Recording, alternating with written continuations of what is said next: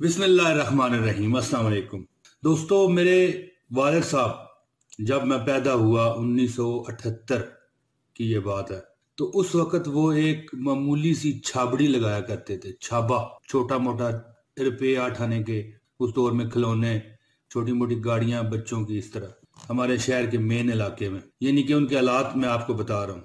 जब मैं 6, 7, 8 साल का हुआ तो उस वक़्त का दौर मुझे याद है। छोटा सा था, अपने वालिद साहब के साथ कभी जाता था उनके उस ठिये पर जहाँ पर वो काम करते थे। तो मुझे अभी भी याद है कि छोटी सी छाबड़ी थी, बिल्कुल छोटी सी, और 10 रुपये 15 रुपये सेल हो जाती थी उस दौर के मुताबिक। ये 1978 की बात है। सॉरी, ये जब मैं 6, 7, 8 साल का था तो सर ये होगी कोई सन 1985 के दौर की बात। तो इसके बाद आहिस्ता आहिस्ता कुछ वक्त गुजरता गया। जब मैं 10, 11 साल का हुआ तो मेरे वालिद साहब ने दुकान डाल ली इलेक्ट्रिक के सामान की, और इस तरह फिर चलते चलते जब उनकी आखिरी औकात आए, जिंदगी के आखिरी वक्त आया, जब मेरी उम्र तकरीबन 28 साल 29 साल हो चुकी थी, आज से 10-11 साल पहले। बीमार थे बेचारे, कैंसर के मरीज थे। आपस में हम बातें करते थे तो उन्होंने मुझे बताया कि मैं तुम्हें बेटा एक चीज बताने लगा हूँ जो मुझे 27 साल हो गए। यानी कि जब मैं पैदा हुआ तो उस वक्त वो वजीफा उन्होंने शुरू किया।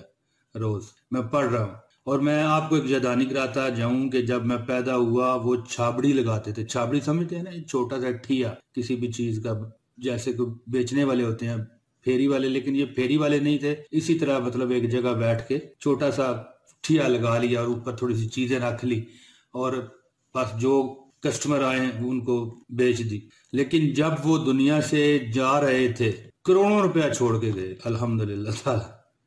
ये देखे ना, ये तो मेरे अपनी बात है ना, मेरे वालिद साहब की, मेरे घर की। कहीं और मिसालें देता फिरूं मैं तो ठीक है, वो भी ठीक होती हैं, वो गलत नहीं होती। हम गलत बात नहीं करते आपसे, ये आपसे हमारा वादा है। जो हक सच बात है वही आपको बताई जाती है। तो उन्होंने मुझे कहा कि मुझे 27 साल हो गए हैं ये वजीफा करते हुए, और देखो अल्लाह ताला ने कितना नवाजा कि कभी किसी के सामने मुताजी नहीं हुई। जब गरीबी थी तो उस वक्त भी मुताजी नहीं थी, तो अब तो हालात ही कुछ और है। वो वजीफा मैं आपको देने लगा हूँ। कभी आप पर मुफलसी नहीं आएगी, गरीबी नहीं आएगी, लेकिन जरूरत है इस अमर की कि आप अपने अंदर हौसला पैदा करें। हौसला रखें, परेशान ना हो। मुझे कमेंट में लिखा हुआ आता है कि मैंने तंग पड़ गया हूँ, मैं खुदकुशी करने लगा हूँ, मैं दुनिया से जाने लगा हूँ, मैंने बड़े वजीफे कर लिए, अब नहीं होते।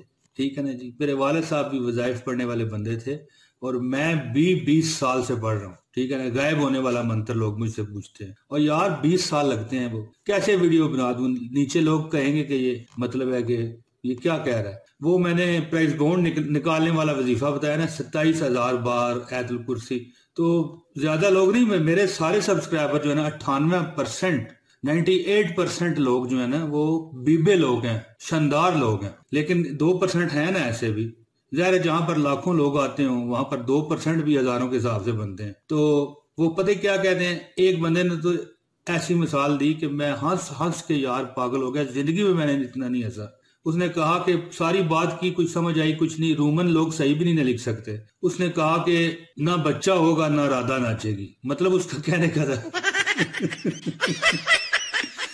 उसके कहने का था, वो एक फिल्म का डायलॉग है ना कि कोई किसी राधा को नचाना चाहता है तो वो कहते हैं कि नहीं जी ये तो इसका बच्चा होने वाला है, तो बच्चा होने वाला नहीं होता उसका। तो फिर आपस में वो बात करते हैं, वो मान जाता है विलन, भाई ठीक है यार, फिर मैं इसको नचवाऊंगा और इसका मतलब है मुजरा देखूंगा माजल्ला। तो आपस में वो बात करते हैं और हंसते हैं कि ना बच्चा होगा और ना राधा नाचेगी। इसी तरह 27,000 बार आयतुल कुर्सी कौन पढ़ेगा, है जी? करोड़ों रुपए आपके मुफ्त आपको मिल जाए हैं। मैं तो कहता हूँ ना, बंदा आए, दरवाजा खड़काए, खट खट खट खट खट, आप दरवाजा खोलें, एक बोरी उठाई हुई हो उसने, ले भाई करोड़ों रुपए आपके आए हैं, ये पकड़ लें, किस तरह मिल जाए आपको। वाह, कमाल हो गई। हजरत गौसे आजम जिलानी ने 40 साल जंगलों में गुजारे। ठीक है, मैं तो चलो घर में रहा, फिर भी 20 साल मैंने वज़ाइफ पढ़े। ठीक है, वालिद साहब मेरे 27 साल का वो वजीफा पढ़ रहे थे। मैं जो आपको ये वजीफा देने लगा हूँ, ये कुरान पाक की एक सूरत है, छोटी सी सूरत है, आपने ये पढ़नी है रोज। ठीक है, नमाज इशा के बाद तो अब मैं ज्यादा लंबा नहीं पढ़ने वाला, मैं अपनी वीडियो खत्म करूंगा। एक आपको वाकया सुना के जो कि अहादीस मुबारका से लिया गया है कि हुजूर पाक सल्लल्लाहु अलैहि वसल्लम के एक सहाबी थे अब्दुल्ला बिन इब्ने मसूद रजी अल्लाह तआला अन्हु, जो कि आकाए दो जहां हजरत मोहम्मद सल्लल्लाहु अलैहि वसल्लम के सहाबी थे। दोस्तों एक बात ध्यान में रखिएगा कि हुजूर पाक सल्लल्लाहु अलैहि वसल्लम की हदीस है कि जिसने मेरा नाम सुना और मुझ पर दरूद शरीफ ना पढ़ा उसका और हमारा ताल्लुक माज़अल्लाह नहीं है। तो जब भी आप आकाए दो जहां शाफाए महशर साकी कौसर हजरत मोहम्मद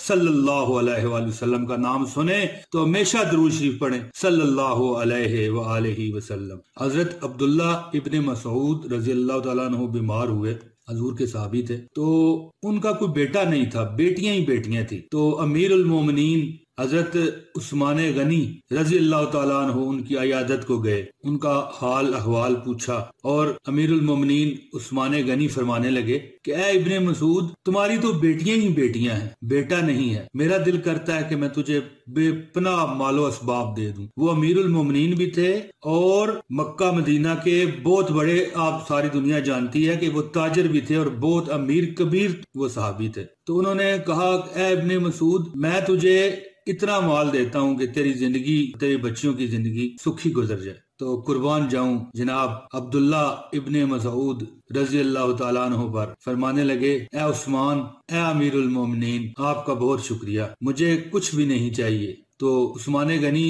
फरमाने लगे कि ए अब्दुल्ला तुझे क्यों जरूरत नहीं है। तो जवाब सुने और अश कर उठे कि हुजूर के सहाबियों के ईमान कितने मजबूत थे। फरमाने लगे कि मुझे नबी शाफाए महशर आकाए दो जहां हजरत मोहम्मद सल्लल्लाहु अलैहि वसल्लम ने फरमाया था कि जो कोई इस सूरत को पढ़ेगा, जो भी मैं सूरत आपको बताने वाला हूँ, वो कभी गरीब नहीं होगा, कभी फुकरो फाका में नहीं पड़ेगा। बड़ी बार मैं कहता रहता हूँ, फिर कहता हूँ कि आकाए दो जहां का फरमान तो ये है कि अगर वो फरमान नहीं है आपकी नजर में तो फिर आप मुसलमान ही नहीं है। माज़अल्लाह, मैं किसी पर फतवा नहीं लगाता, लेकिन जो हमारा ईमान ही हजूर की बातों पर है, हम मुसलमान हैं ही तो हजूर का कलमा ला इलाहा इल्लल्लाह मुहम्मदुर रसूलुल्लाह पढ़ के। तो फिर आप सोचें कि हजूर पाक फरमा रहे हैं कि जो बंदा, ये सूरत भी आप देख ले लिखी हुई आ रही है, सूरह वाकया, जो बंदा सूरह वाकया, मेरे वालिद साहब फरमाने लगे कि मैं 27 साल हो गए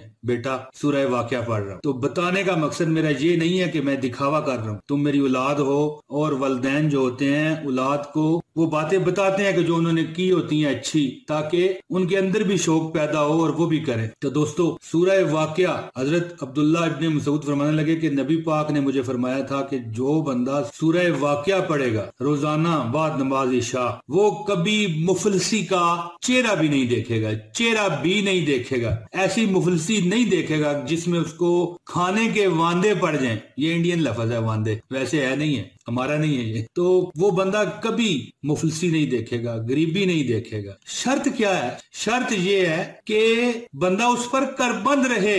हजूर बंदे को उस पर करबंद रहना पड़ेगा, फिर जाके ये काम होंगे। हजरत अब्दुल्ला बिन इब्ने मसूद फरमाने लगे कि मुझे आपका माल हजूर नहीं चाहिए, आपका बहुत शुक्रिया। इंग्लिश में ठांकू कहते हैं थैंक यू। तो क्यों? वो इसलिए कि नबी पाक ने मुझे फरमाया था कि जो बंदा सूरह वाकया रोजाना पढ़ेगा अल्लाह उसे कभी फुकरो फाका में, गरीबी में, मोहताजी में मुब्तला नहीं करेंगे।